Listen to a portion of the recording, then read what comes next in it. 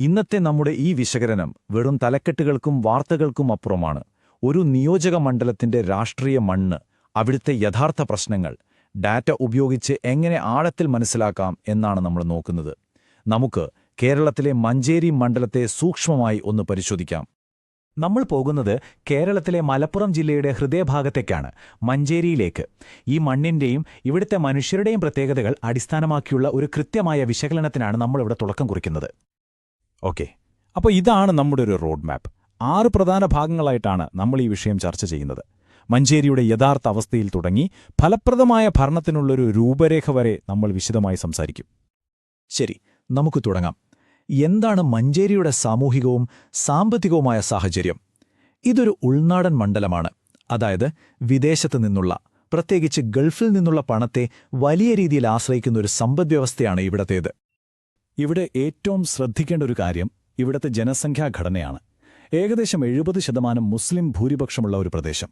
പക്ഷേ അതിനേക്കാൾ പ്രധാനം മറ്റൊരു വലിയ ജാതി വിഭാഗം ഇവിടെ ഇല്ല എന്നതാണ്. ഇത് ഇവിടുത്തെ രാഷ്ട്രീയ സമവാക്യങ്ങളെ ഒരുപാട് സ്വാധീനിക്കുന്നുണ്ട്. ഇതൊക്കെയാണ് അവിടുത്തെ സാധാരണക്കാർ ദിവസവും അനുഭവിക്കുന്ന ബുദ്ധിമുട്ടുകൾ.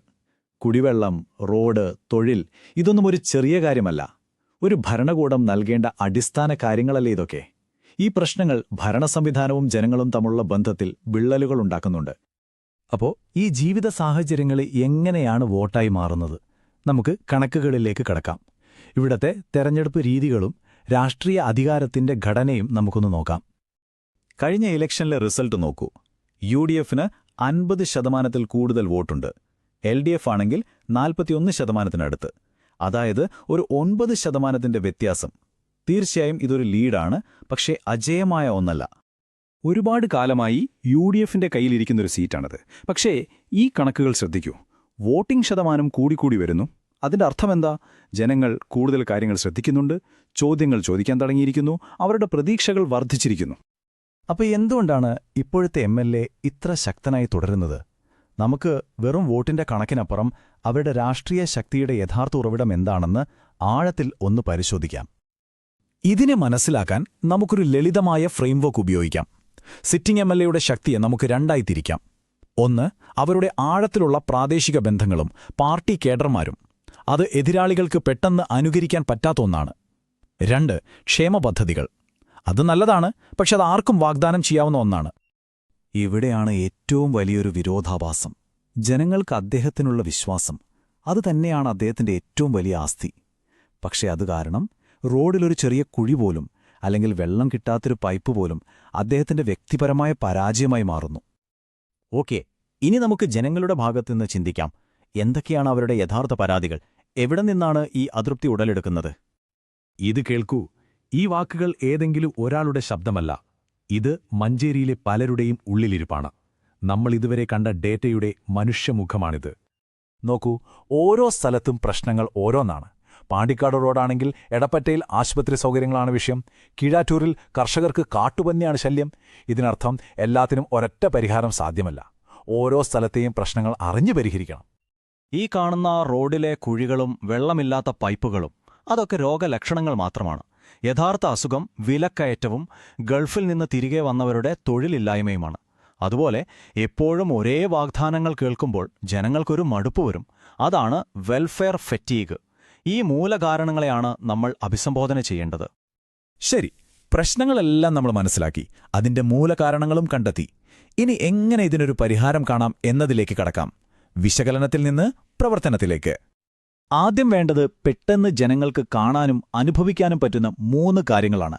ഒരു പുതിയ കുടിവെള്ള പദ്ധതി, ഒരു റോഡ് അറ്റകുറ്റപ്പണി ക്യാമ്പ്, പിന്നെ ഒരു ഹെൽത്ത് ക്യാമ്പ്.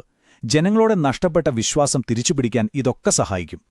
വെറുതെ എല്ലാവരോടും ഒരേ കാര്യം പറയുന്നതിന് പകരം ഓരോ വിഭാഗത്തെയും ലക്ഷ്യം വെക്കണം. ചെറുപ്പക്കാരോട് ജോലിയെക്കുറിച്ച് സംസാരിക്കുക, സ്ത്രീകളോട് സുരക്ഷയെക്കുറിച്ച്, കർഷകരോട് അവരുടെ നഷ്ടപരിഹാരത്തെക്കുറിച്ച്. ഓരോരുത്തർക്കും വേണ്ടത് എന്താണോ അത് നൽകാനുള്ളൊരു പദ്ധതിയുണ്ടാകണം. തന്ത്രവും പ്രവർത്തനവും തമ്മിലുള്ള വ്യത്യാസം നമ്മൾ മനസ്സിലാക്കണം. ജനങ്ങൾക്ക് വിശ്വാസമുള്ള സ്ഥാനാർത്ഥിയെ നിർത്തുന്നത് ഒരു തന്ത്രപരമായ തീരുമാനമാണ്. എന്നാൽ അദ്ദേഹത്തെ വെച്ച് പുതിയൊരു വികസന കാഴ്ചപ്പാടുമായി വീടുകൾ കയറിയിറങ്ങുന്നത് പ്രവർത്തനപരമായ തീരുമാനമാണ്. വിജയത്തിനിവ രണ്ടും ഒരുപോലെ പ്രധാനമാണ്. അപ്പോൾ ഈ വിശകലനങ്ങളെല്ലാം എങ്ങനെയാണ് ജനങ്ങളുടെ വോട്ടും വിശ്വാസവുമായി മാറുന്നത്? അതാണ് അവസാനത്തെയും ഏറ്റവും പ്രധാനപ്പെട്ടതുമായ ചോദ്യം. നമുക്ക് അതിലേക്കാണ് ഇനി പോകുന്നത്. ഇത്രയും ആഴത്തിലുള്ളൊരു പഠനം അതെങ്ങനെയാണ് ജനങ്ങൾ നൽകുന്ന ഒരു യഥാർത്ഥ ജനവിധിയായിട്ട് മാറുക? കേവലം കണക്കുകൾക്കപ്പുറം അതിനെ എങ്ങനെ വിശ്വാസമാക്കി മാറ്റാം? അതിന്റെ ഉത്തരം രാഷ്ട്രീയ മുദ്രാവാക്യങ്ങളിലല്ല, മറിച്ച് ഭരണത്തിനായി ഡേറ്റയെ ശാസ്ത്രീയമായി ഉപയോഗിക്കുന്നതിലാണ്.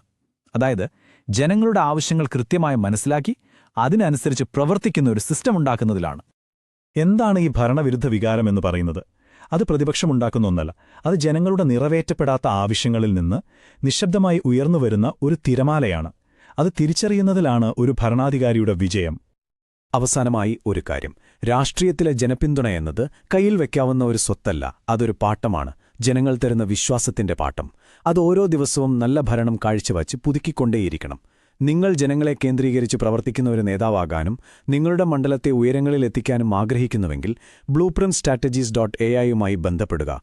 ഇമെയിൽ mgr@blueprintstrategies.ai അല്ലെങ്കിൽ 08042045602 എന്ന നമ്പറിൽ വിളിക്കുക. രാഷ്ട്രീയത്തിനപ്പുറം ഒരു ലക്ഷ്യം.